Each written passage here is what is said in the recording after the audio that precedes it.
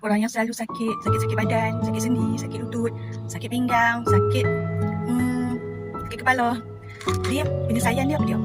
Adalah omega 4 ataupun minyak ikan ataupun omega 3. Sekarang tengah promosi. Jadi kalau kalian, memang kita disarankan untuk ambil omega 3 kan, sebab omega 3 tak dapat dibuat daripada tubuh kita sendiri, so kita kena ambil. Jadi omega 3 ni adalah daripada ikan. Jadi macam mana cara pemilihan untuk omega 3 ni yang terbaik? Kita tengok bilangan dia kan, maksudnya berapa miligram dia. So macam sini ada 1080. Dan biasanya dalam omega, dalam minyak ikan ni, dia ada apa? Dia ada EPA dan juga DHA. Jadi kita kena tengok, pastikan EPA yang kita ambil tu nilai dia ataupun kandungan dia tinggi. Itu menunjukkan bahawa minyak ikan itu berkualiti. Macam contoh yang ni adalah daripada minyak ikan produk ni. Dia kalau tengok dia ada 3 kali penyulingan. Satu sebab dia nak buang dia daripada minyak, daripada ikan di laut dalam, tapi dia ambil ikan jenis kecil. Yang kedua, dia buat 3 kali penyulingan berperingkat.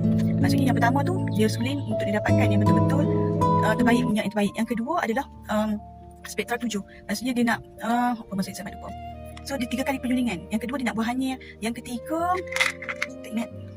Jadi pemilihan yang sebaiknya adalah melalui kandungan yang kita perlu tengok adalah EPA dia dan juga DHA. Jadi kalau berminat, sekarang tengah promosi Jun 2026.